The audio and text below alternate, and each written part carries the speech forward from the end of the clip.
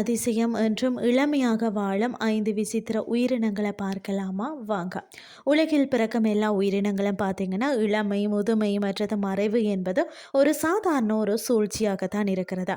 மனிதர்கள் உட்பட பெரும்பாலான விலங்குகளுக்கு பார்த்தீங்கன்னா வயது ஏற ஏற உடல் வலிமை குறைய தொடங்கும். ஆனால் இயற்கையின் படைப்பில் சில விசித்திரமான விலங்குகள் இருக்கிறது.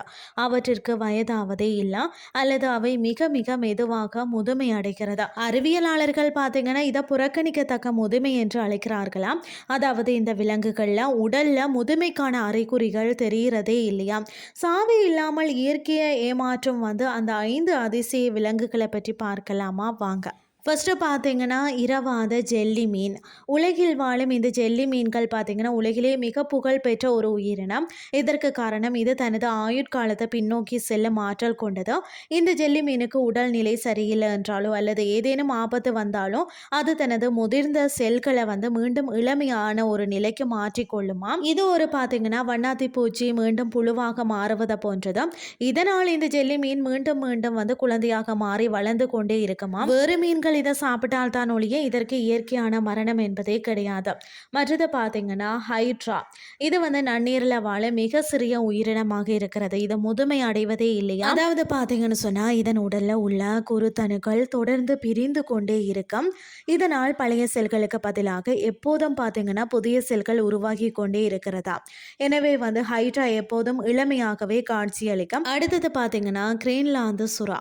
முதுகெலும்பு உள்ள விலங்குகள்லேயே அதிக காலம் வாழக்கூடியது இந்த கிரீன்லாந்து சுறாவாக இருக்கிறது.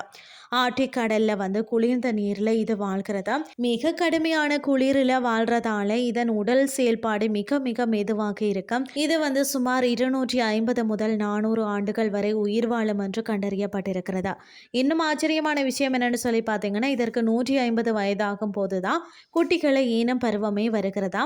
இதன் வளர்ச்சி மிகவும் மெதுவாக இருக்கிறதால பல நூற்றாண்டுகள் ஆனாலும் இது வலிமையோடு வளம் வருகிறதுன்னு சொல்லப்படுகிறது. அடுத்தது பார்த்தீங்கன்னா ஓசோன் குவாஹாக் சிப்பி. பார்க்கிறதுக்கு மிகவும் சாதாரணமாக தெரியும். இந்த சிப்பினா பார்த்தீங்கன்னா உலகிலே நீண்ட ஆயுள கொண்டது.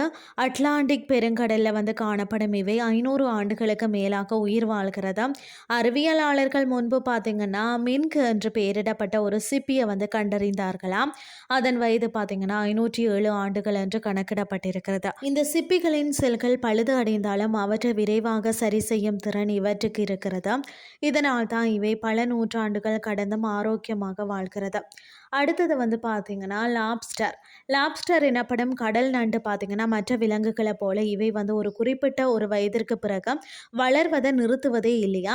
இவை வாழ்நாள் முழுவதும் வளர்ந்து கொண்டே இருக்கும்னு சொல்லப்படுகிறது.